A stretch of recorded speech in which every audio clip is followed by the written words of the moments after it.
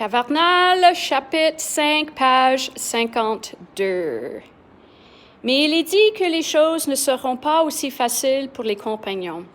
Ils se heurtent, à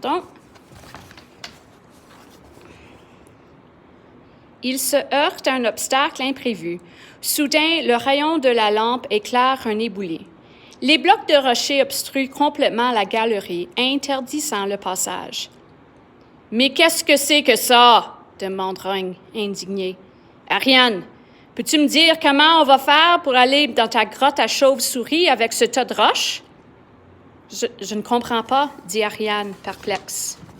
« Les roches ont dû tomber après qu'on est passé, dit Seth. Ou bien, ce n'est pas le bon tunnel.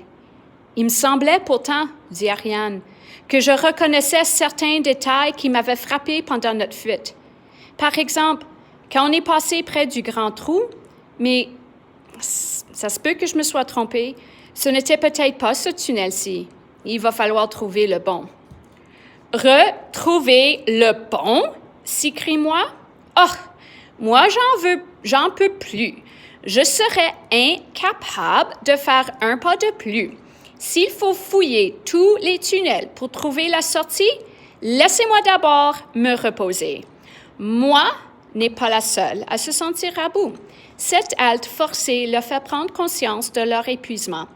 Ils s'asseyent contre l'éboulis, allongeant avec précaution leurs jambes endolories. Au bout d'un moment, Ariane n'y tient plus. « Restez ici, dit-elle. Reposez-vous. Je vais aller à la recherche du bon tunnel. »« Tu vas te perdre si tu y vas toute seule, » dit Glou. « Avec toutes les flèches que j'ai mises, je retrouverai mon chemin, » dit Ariane. «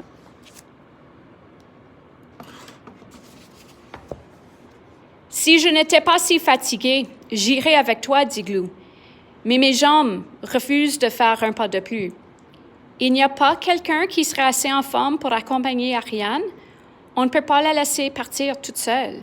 « Je me débrouillerai, je te dis, » répond Ariane. « Je vous ai emmené sous terre, je vous en sortirai. »« Je vais avec toi, » décide Seth. « Je peux encore marcher. » Les deux filles s'éloignent. L'écho de leurs pas résonne longtemps après qu'elles ont disparu aux yeux des compagnons érentés.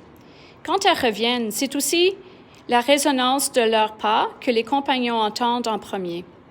Puis ils voient au loin l'éblouissement de la lampe d'Ariane. Glou se lève et fait des signaux avec sa lampe. Ont-elles trouvé un passage? Les compagnons devinent la réponse. Si Ariane avait trouvé la sortie, elle aurait joyeusement crié la nouvelle de loin. Leur silence et leur lenteur en disent assez long. « Je ne m'avoue pas vaincue, » dit Ariane un moment plus tard. « Je m'avoue fatiguée, mais pas vaincue. Je vous sortirai d'ici. » Ariane examine l'éboulis de près, cherchant la faille. Il n'y a pas assez d'espace sur les côtés pour se glisser entre l'éboulis et les parois. Ariane grimpe sur des blocs écroulés pour essayer d'atteindre de son rayon lumineux le haut de l'éboulis. Peine perdue, c'est trop loin. Glou suggère.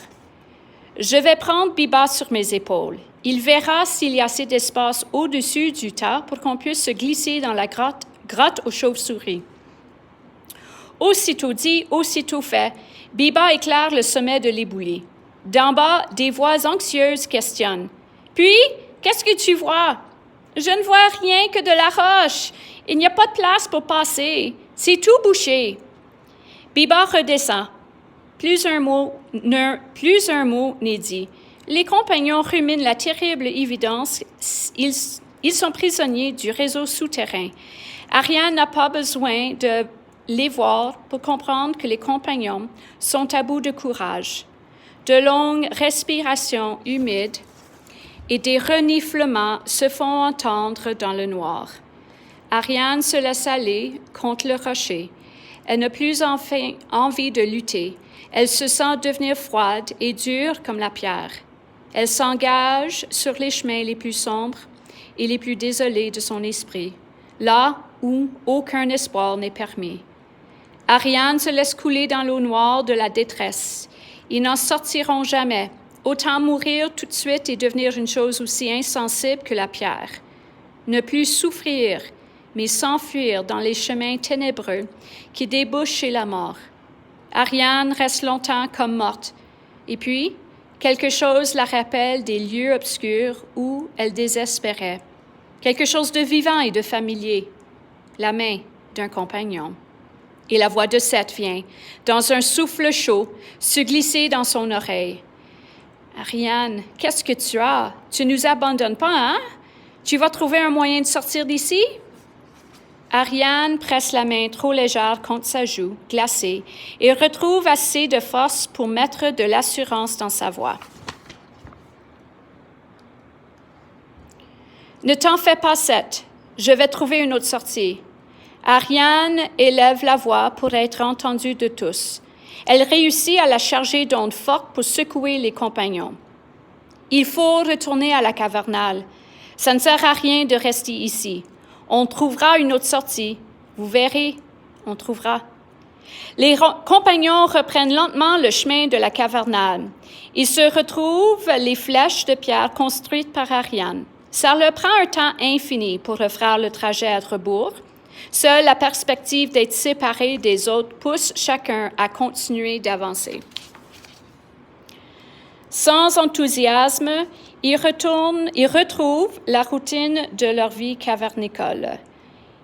Il leur revient un peu d'espoir cependant, car plus haut dans la galerie qui passe devant la cavernale se trouve un éboulis semblable à celui qui bouche la sortie par la caverne aux chauves-souris.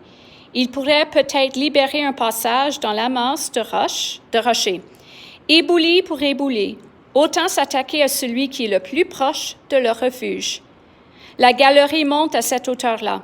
Peut-être même mène-t-elle à une sortie autre que celle par laquelle ils sont arrivés. Pour s'en assurer, il faudra pouvoir dépasser l'éboulis. Les compagnons s'attaquent à la masse de blocs.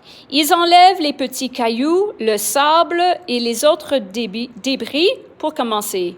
Et puis, ils essaient d'enlever quelques blocs saillants. Ils se disent que s'ils réussissent à arracher quelques grosses pierres, cela créera un déséquilibre et que le tas s'écroulera, dégageant le passage. Mais les pierres sont solidement coincées les unes sur les autres. Ils s'escriment à tirer sur les blocs, rien ne bouge. Le seul résultat obtenu, c'est que Rogne reçoit une pierre sur le pied.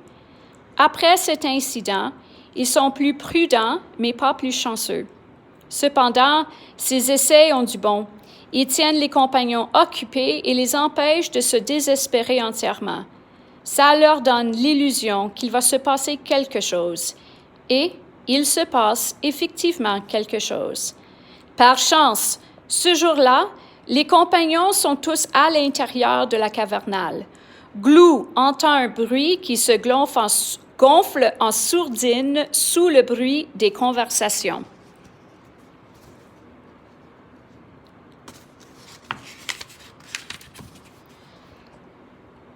« Écoutez, crie-t-il, c'est de l'eau. Il y a beaucoup d'eau qui coule dans la terre.